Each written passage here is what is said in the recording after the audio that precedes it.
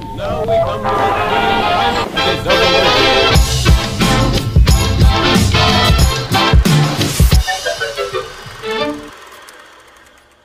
Pagsamahin natin ang saging at sliced bread, makakagawa na kayo ng masarap na merienda.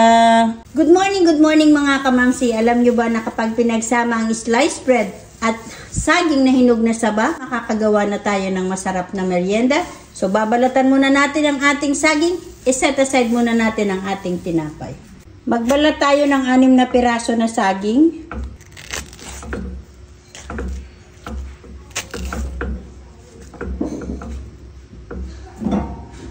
Mas maganda po yung hinog na hinog ang gamitin ninyo. Para hindi masayang yung saging, ganito ang gawin ninyo. Then after natin yung mabalatan, slicein natin siya ng maliliit.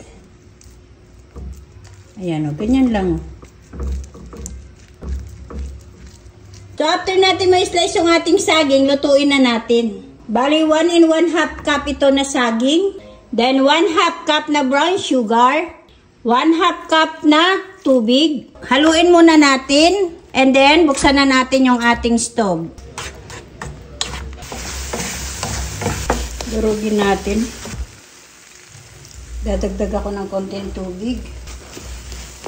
Hindi ko na tinamihan masyado ng asukal kasi matamis na yung saging natin. Pautay-utay ng tubig, dagdagan nyo.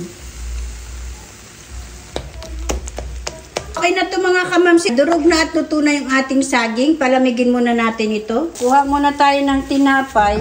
And then, tanggalan natin siya both side ng mga ganito. Gamit tayo ng baso, yung makapal-kapal na baso. I-flatten nyo lang yan. Na-flatten na siya, so gagawa pa tayo ng iba.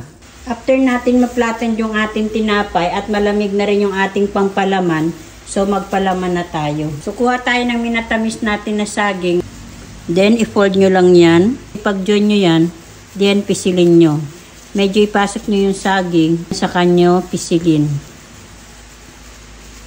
Yung mga both side niya ay napisil na natin. Kuha kayo ng tinidor. Dahan-dahan nyo yung pisilin. Ayan. So, na-sealed na siya mga kamamsi. Magbabati ako ng isang itlog. Tubig para dumami lang siya. Naglagay ako ng 4 tablespoon na tubig. Meron tayong itlog, then meron din tayong breadcrumbs. Mag-coated na tayo. Itutubog natin muna siya sa itlog. Then, i-coated natin siya sa breadcrumbs. So, ganito siya mga kamamsi. Medyo mainit na yung ating oil. Magprito na tayo. Lagay na natin. Medium heat lang po yung gamitin mga kamamsi. Hintayin lang natin siya na medyo mag-golden brown. So, ayan, nag-golden brown na siya mga kamamsi. Baligtarin na natin. So, ayan, luto na siya mga kamamsi. Okay na to. Tanggalin na natin din. Ilagay natin sa isang salaan. So, titikman na natin yan. Ganyan ito kasarap mga kamamsi. I-try nyo. Kain tayo mga kamamsi.